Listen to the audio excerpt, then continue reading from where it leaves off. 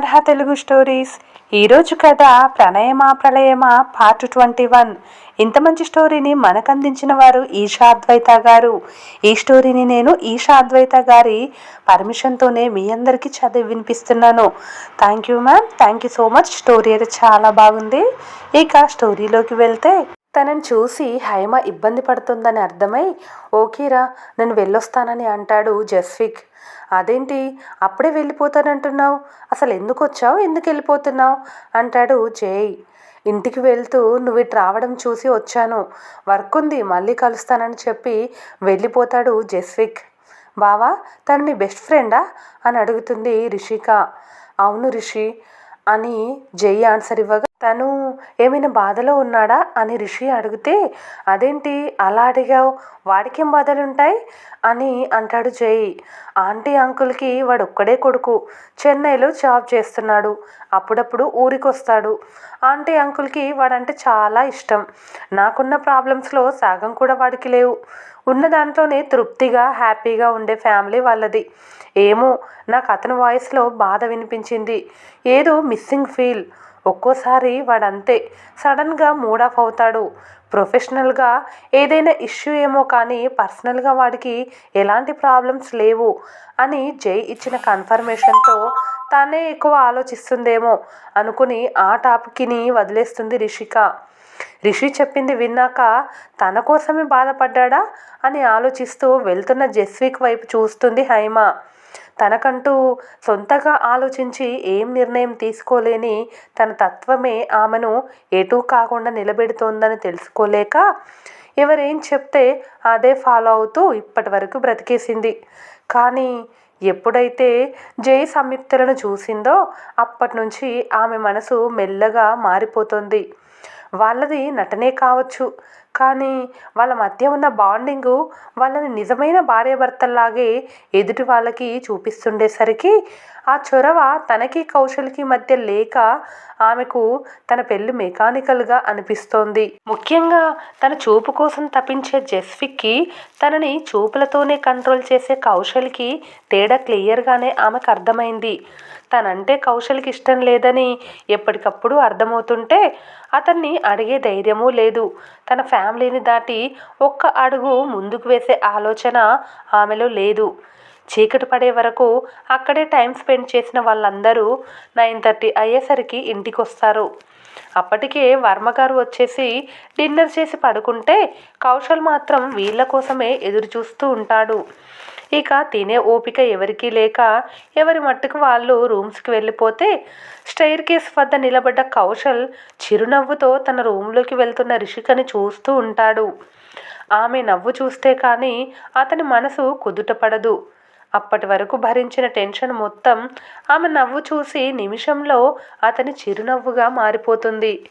మరేదో ఆలోచనలో ఆమె వైపే చూస్తున్న అతని పెదవులు విచ్చుకున్న విషయం కూడా అతనికి తెలియదు. అంతగా అతని కాన్సన్ట్రేషన్ ఆమె మీద ఉంటుంది. ఆమె సేఫ్గా ఉందని తెలిసాకే అతని మనసుకి ఊపిరాడుతుంది. అంటే అప్పటి వరకు గుండె గిలగిలా కొట్టుకుంటూనే ఉందన్నమాట. బంగారం కోసం వెళ్ళిన బ్యాచ్ వచ్చేసరికి 11 అయిపోతుంది. దాంతో అలసిన వారందరూ మరుసటి రోజు ఉదయం త్వరగా నిద్రలేవరు.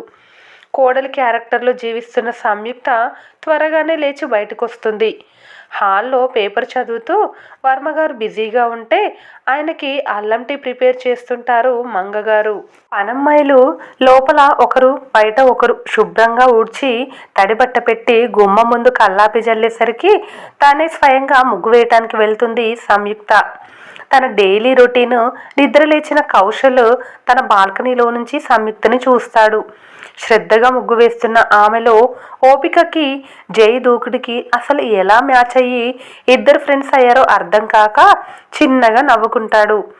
వేసవికాలం కావటంతో 5 అయ్యేసరికి వెలుగు రేఖలు వినీల గగనాన విస్తరించటంతో మేల్కొన్న పల్లె అందాలను చూస్తూ గుడిలోంచి శ్రావ్యంగా వినిపిస్తున్న భక్తి గీతాలు వింటూ కనుచూపు మేర కనిపిస్తున్న గ్రామాన్ని చూస్తూ టైంపాస్ చేస్తాడు కౌశల్.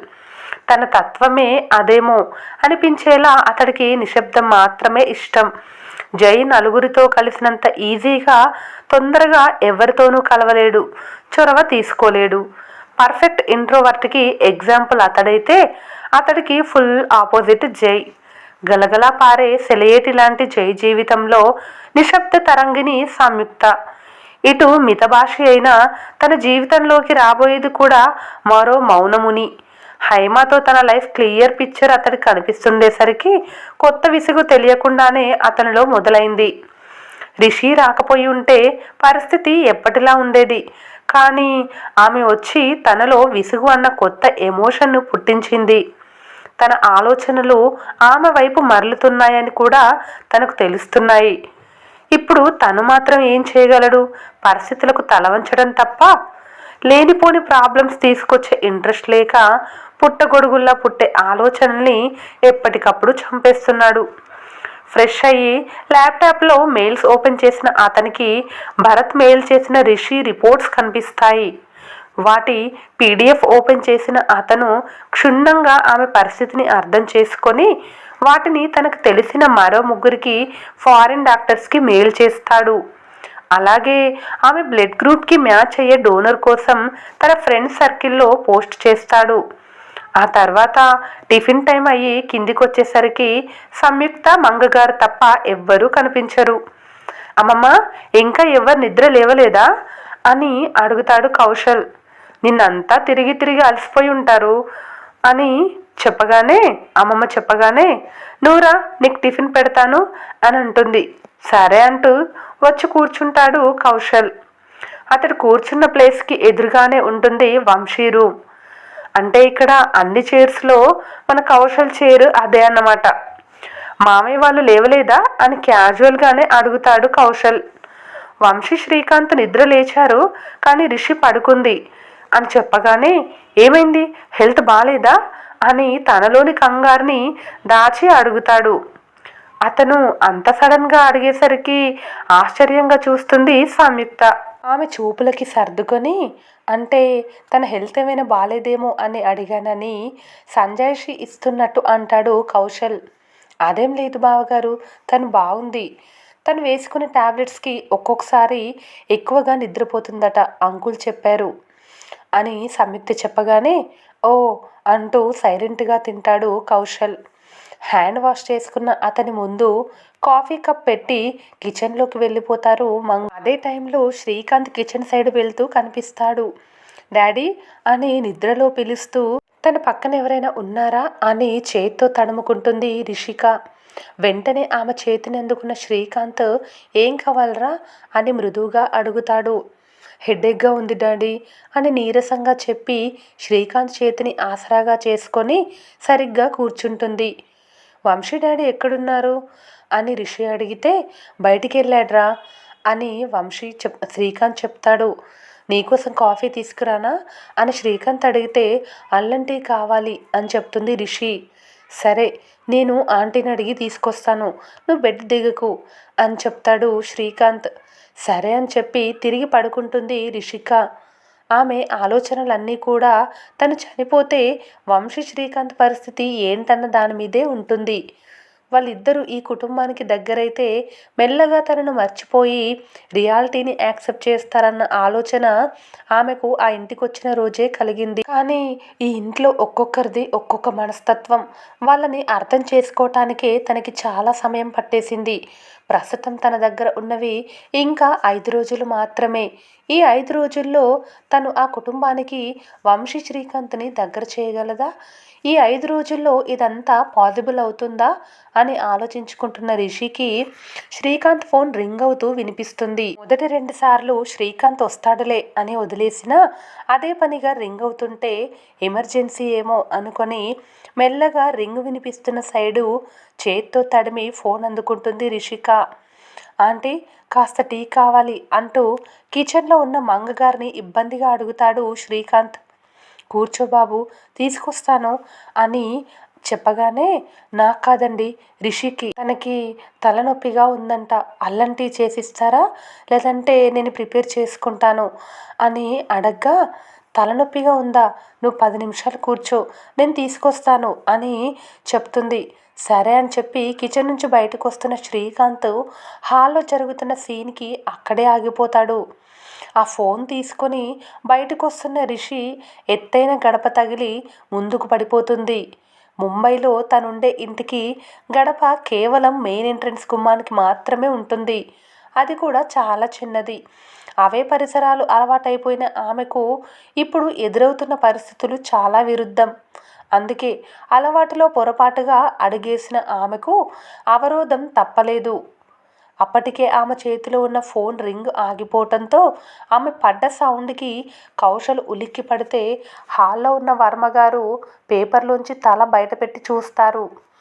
తను మరొకరి దృష్టిలో పడకుండా వేగంగా లేవటానికి ప్రయత్నిస్తున్న రిషికి ఆసరాగా మారుతుంది కౌశల్ చెయ్యి.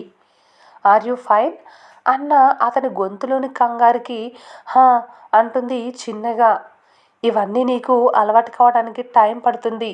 ప్లీజ్ అప్పటి వరకు కాస్త కేర్ఫుల్గా ఉండు అని చెప్పి చాలా సౌమ్యంగా చెప్పి ఏం కావాలి లోపల వంశీ అంకుల్ లేరా అని మృదువుగా అడుగుతాడు ఆమెను సరిగ్గా నిలబెడుతూ. డాడీ బయటికి వెళ్ళారు. నేను శ్రీకాంత్ డాడీ కోసం వచ్చాను. ఆయన ఫోన్ రింగ్ అవుతోంది అని చెప్తుంది రిషిక. ఒక్క నిమిషం కాల్ లిఫ్ట్ చేయకపోయినా ఏం కాదు రిషిక, నువ్వు కాస్త అజాగ్రత్తగా ఉన్నా ప్రమాదంలో పడతావు. ఇంకోసారి ఇలాంటివి రిపీట్ కానివ్వకని కాస్త స్ట్రాంగ్గా చెప్తాడు కింద పడ్డ ఫోన్ని తీసి ఆమె చేతిలో పెడుతూ. తనని తాకిన స్పర్శ జేది కాదని అర్థం కాగానే తనని పట్టుకున్నది కౌశల్ అని క్లారిటీ వచ్చిన రిషికి కంగారు వచ్చేస్తుంది.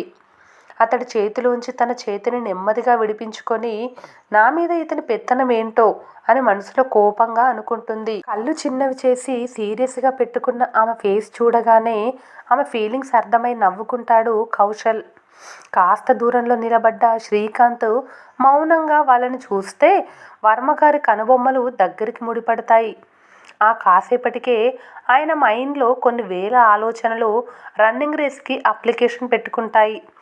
నేనేం చేశానని మనసులో తిట్టుకుంటున్నావు అని చిరునవ్వుతో అడుగుతున్న అతని ఫేస్లోని ఎక్స్ప్రెషన్స్ కనిపించకున్నా అతని గొంతులోని వైబ్రేషన్స్కి మరింత కంగారు ఎక్కువయ్యి ముందుకు వెళ్ళబోయి మళ్ళీ గోడకి తగలబోతున్న రిషిక నుదుటికి తన చేతిని అడ్డుపెట్టి ఆపి రూములోకి తీసుకువెళ్ళనా అని సౌమ్యంగా అడుగుతాడు కౌశల్. వద్దు నేను వెళ్తాను అని మళ్ళీ ఓ రౌండ్ తిరిగేసరికి ఆ రూమ్ ఎక్కడుందో కూడా అర్థం కాదు రిషికి.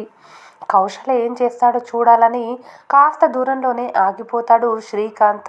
ఇక డైనింగ్ టేబుల్ దగ్గర ఉన్న సంయుక్త ఆశ్చర్యంగా వాళ్ళిద్దరిని చూస్తుంటే వర్మగారిలో నిప్పు నెమ్మదిగా రాజుకుంటుంది. కౌశల్లో ఉన్న మరో వేరియేషన్. పట్టించుకుంటే అందరినీ పట్టించుకుంటాడు, వదిలేస్తే అందరినీ వదిలేస్తాడు. ఇప్పుడు కూడా అంతే. అందుకే తనని ఎవరెవరు చూస్తున్నా పట్టనట్టే ఆమె చేయి పట్టుకుని రూమ్లోకి తీసుకెళ్తాడు. బెడ్ ఎదురుగా గుమ్మం పక్కన ఉన్న సోఫాలో కూర్చోపెట్టి కదలకు, అంకుల్ వస్తారు అని చెప్పి వెళ్ళిపోతాడు. అతడు బయటకు వచ్చేసరికి వర్మగారు ఎదురొచ్చినా పట్టనట్టే తిన్నగా తన రూమ్లోకి వెళ్ళిపోతాడు కౌశల్. శ్రీకాంత్ ఇంకా కిచెన్ ఎంట్రన్స్లోనే ఉండటంతో బాబు శ్రీకాంత్ ఇదిగో నువ్వు అడిగిన టీ అని చెప్పి అతన్ని ఈ లోకంలోకి తెస్తారు మంగ. థ్యాంక్ యూ ఆంటీ అని చెప్పి ఆ కప్ తీసుకొని ఆలోచనలో ఉన్న వర్మగారిని చూస్తూ రూమ్లోకి వెళ్ళిపోతాడు. రిషి బయటికి ఎందుకు వచ్చావురా, దెబ్బలు ఏమైనా తగిలాయా అని శ్రీకాంత్ అడగగానే లేదు డాడీ, కౌశల్ గారు హెల్ప్ చేశారు అని చెప్పి అతడిచ్చిన టీ కప్ అందుకుంటుంది. టీ వంశీ డాడీ చేశారా అని రిషిక అడిగితే లేదురా ఆంటీ చేశారు అని చెప్తాడు శ్రీకాంత్. డాడీకి టీ చేయడం అంత పర్ఫెక్ట్గా ఎలా వచ్చిందో ఇప్పుడే అర్థమైందని నవ్వుతూ చెప్పి ఆమె టీని ఆస్వాదిస్తుంటే వాళ్ళ వల్ల వర్మగారిలో కొత్త కలవరపాటు మొదలవుతుంది. వ్యూవర్స్, ఈరోజు ఈ స్టోరీ పైన మీ విలువైన అభిప్రాయాన్ని కామెంట్ రూపంలో తెలియచేయండి. అలాగే స్టోరీ నచ్చితే ప్లీజ్ లైక్ చేసి సబ్స్క్రైబ్ చేసుకోండి. Thank you for watching.